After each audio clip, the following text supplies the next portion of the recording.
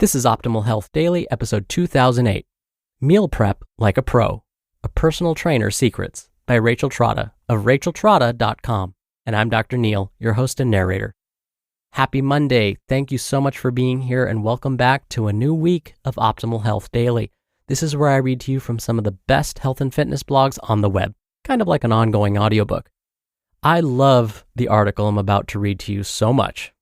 As you probably already know, I'm a huge fan of meal planning and meal prepping. So with that, let's get right to today's post as we optimize your life.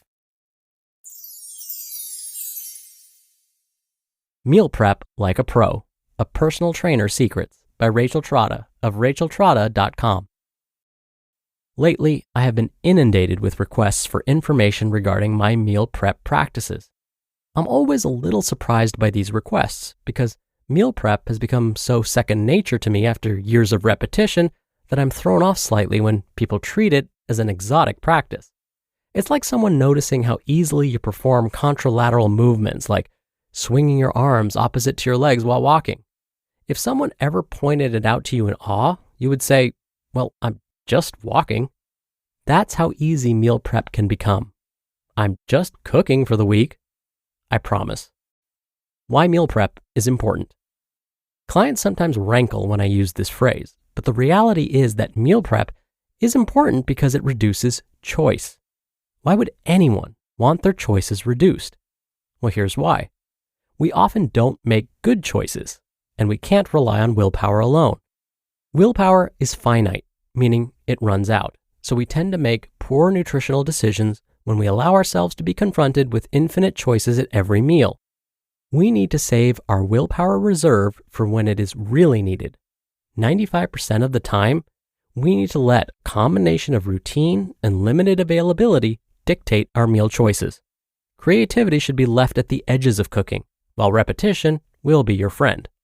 Even as a personal trainer and pretty savvy eater, I'm not good at choosing foods that support my goals or lifestyle when I allow myself to get too hungry or out of touch with my routines, because I'm a human being. The key is always having cooked food and smart snacks on hand so that I prevent food detours through preparation. Meal prep puts you on autopilot in a good way, making positive, intentional choices about your food every day for 95% of the time. What is meal prep? Meal prep, in my definition, consists of the following actions. Grocery shopping with a menu in mind and getting all of your groceries within 24 hours. Cooking all of the upcoming week's food in one session, which usually takes me about 2 to 3 hours. And immediately packaging all of the food into individual portion-sized containers. Using correct portion sizes based on your dietary needs is very important. The meals should be 99% ready to go and should only need reheating. This way, when you get home from work and feel the urge to dine out with perilous results, you open your fridge to find an army of patient, delicious meals just waiting to be ready in about 2 minutes before any delivery guy could ever get to your place. I will spell out specific recipes over the next few weeks, but suffice it to say for now, there are certain foods that keep well and certain foods that fail the meal prep road test. Poultry and beef, for example, perform well in the quality control category over the course of a week, while fish should be prepared to order every time. How many meals should you make per week? This really depends on the size of your household.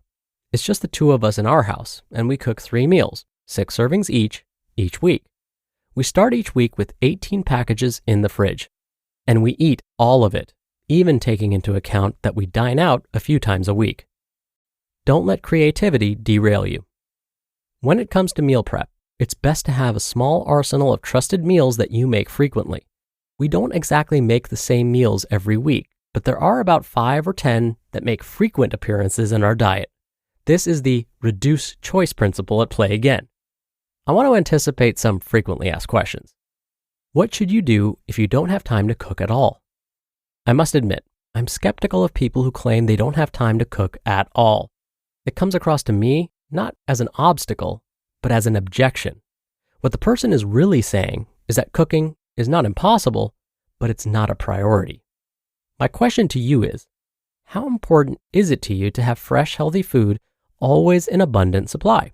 If you say very important, I say you will find a way to make it happen if it is truly important to you.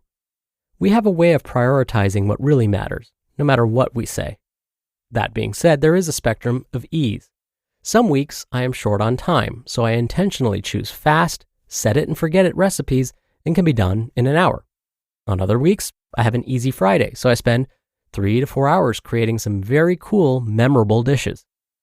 What kind of kitchen equipment do I need?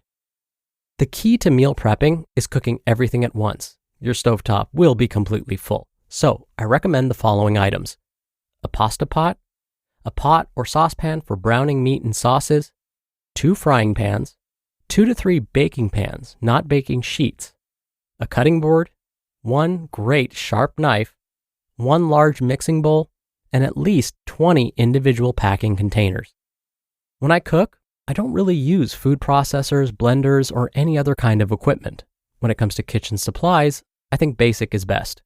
In fact, when I moved into my current apartment, the building had just shut off the gas because of the explosion that had just happened in Greenwich Village the month before. As a result, I cooked only on an electric, 2-burner, plug-in stovetop for almost 6 months and couldn't bake anything. I tell this story to illustrate this: where there is a will, there is a way. What if I have picky kids? Disclaimer: I don't have kids, and I don't want to be the know-it-all non-parent. But from what I have heard from other parents, getting your kids involved in the cooking is a great way to short-circuit a lot of picky eating behaviors. Also, I was an elementary teacher for 5 years, and I know that kids like to be hands-on in grown-up things whenever they can. Here's the skinny on most pickiness. Kids have more sensitive taste buds than adults and tend to be overly skeptical and cautious when they are presented with food combinations. Because they can taste a great degree of complexity and nuance, but don't know what they're eating when things are combined, like a one-pot meal, they tend to reject mystery flavors.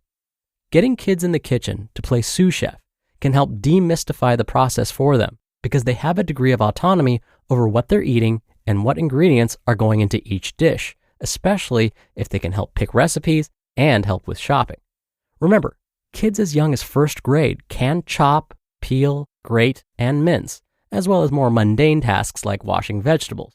And by 3rd grade, kids have the maturity to work around a stove, with supervision, of course. By the end of elementary school, kids can work independently in the kitchen. Is that an ideal image? Yes, perhaps. But it's a great goal to move towards, even if it's not accomplished perfectly. You just listened to the post titled Meal Prep Like a Pro, A Personal Trainer's Secrets by Rachel Trotta of racheltrotta.com. Dr. Neil here for my commentary. I'm a fan of all of today's authors, Rachel's suggestions. I really have nothing else to add to those. But there was one thing that jumped out at me.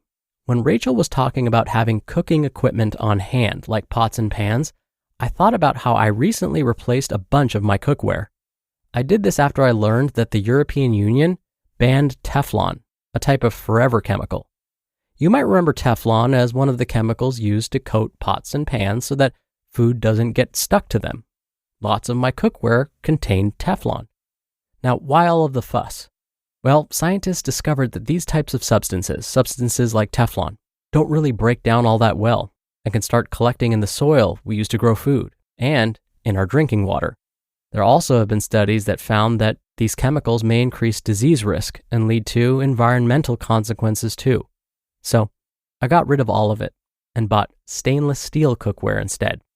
So far, studies have shown that stainless steel tends to be a lot safer. All right, that'll do it for the Monday episode. I hope you have a great start to your week, and I'll be back here tomorrow as usual, where your optimal life awaits.